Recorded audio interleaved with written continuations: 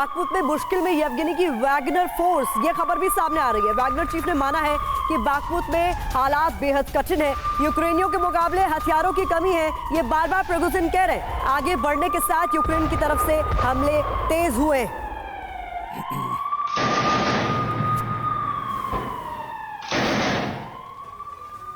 तो देखिए, ऐसा पहली बार नहीं है जब प्रिगोजिन की तरफ से ये बातें कही गई हैं। कई बार तो वो अपने बयानों के जरिए सबको चौंका कर रख देते हैं।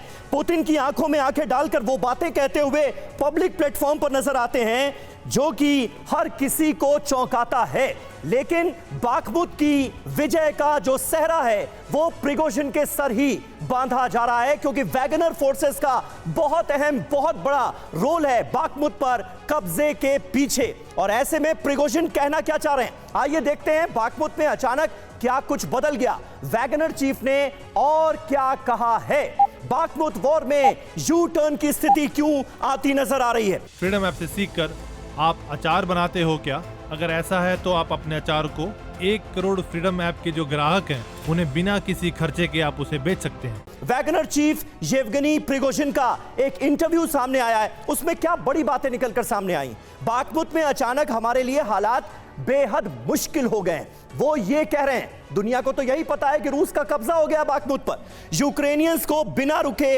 हथियारों की सप्लाई हो रही है, ये वो बता रहे हैं। जैसे जैसे हम शहर के मध्य में पहुंच रहे हैं, हमले हमारे ऊपर और ज्यादा बढ़ रहे हैं। यहां हमारे दुश्मनों की मौजूदगी हर 1 मीटर पर है, यह कहा जा रहा है। यानी अभी भी इतने हावी हैं यूक्रेनियंस वहां पर।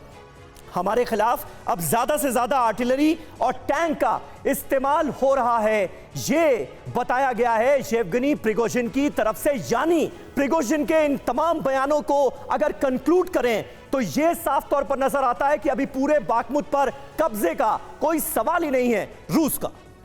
बिल्कुल, और सवाल सबीर इससे ये भी उठ खड़ा होता है कि अब तक कहा जा रहा था कि ये सब प्रोपेगेंडा का हिस्सा भी हो सकता है, कि ऐसा दिखाने की कोशिश हो रही है कि ये फूट हो गई है, यहाँ पर दोफाड़ हो गई है। लेकिन अगर खुद येवगेनी इंटरव्यू दे रहे हैं तो उसके क्या मायने। कुछ घंटे तक बाखमुत में रूस की जीत पक्की बताई जा रही थी, लेकिन अचानक हालात बदल गए हैं, तो कुछ सवाल भी उठ रहे हैं। आइए ऐसे कुछ सवालों पर जल्दी से गौर कर लेते हैं। क्या है वो महत्वपूर्ण सवाल जो उठ खड़े हो रहे हैं, वो देखिए। क्या वैगनर चीफ येवगेनी बाखमुत के फ्रंट पर कमजोर पड़ रहे हैं, ये एक बड़ा सवाल है जो उठ खड़ा हुआ है। क्या रशियन सेना और वैगनर में मतभेदों की वजह से पुतिन के ख्वाब टूटने वाले हैं।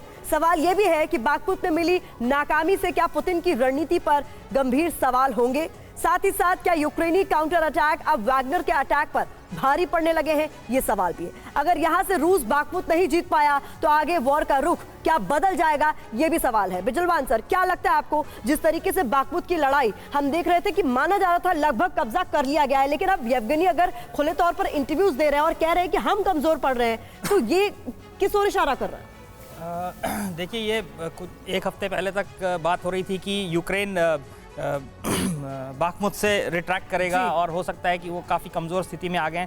परंतु ये एक बहुत ही सही, अगर टैक्टिकली देखा जाए तो ज़ेलेंस्की और उनके कमांडर्स ने एक बहुत अच्छा निर्णय लिया, और उन्होंने ये निर्णय लिया कि अब हम बाखमुत को छोड़ के पीछे नहीं हटेंगे, क्योंकि ये ना सिर्फ एक फिजिकल बल्कि एक साइकोलॉजिकल और जो साइकोलॉजिकल वॉरफेयर का भी हिस्सा है कि भाई आपके जो जवान हैं, जो आपकी फोर्सेस हैं, जो बाकी जगहों पर लड़ाई कर रहे हैं, उनके मोराल के ऊपर उसका क्या इफेक्ट पड़ेगा, क्योंकि ये बहुत एक इम्पॉर्टेंट आपके लिए कहें कि वो एक बैरियर है बाखमुत। ठीक है, तो उस लिहाज से मुझे लग रहा है कि रशिया उस चीज़ को बहुत लाइटली ले रहा था। हो सकता है कि अब हम ऑलमोस्ट जीत गए हैं और बस एक लास्ट पुश की ज़रूरत है।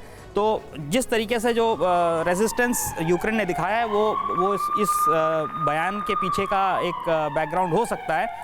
और ये भी हो सकता है, जैसा आपने बोला, कि हो सकता है कि ये साइकोलॉजिकली उनको अफेक्ट करने के लिए कि अब रशिया कमज़ोर पड़ रहा है, तो वो थोड़ा अपना गार्ड डाउन करें और रशिया फिर पुश करके उस चीज़ को, जो फाइनल एक पुश की ज़रूरत है, वो उसको दे करके और बाखमुत पर पूरा कब्जा करें।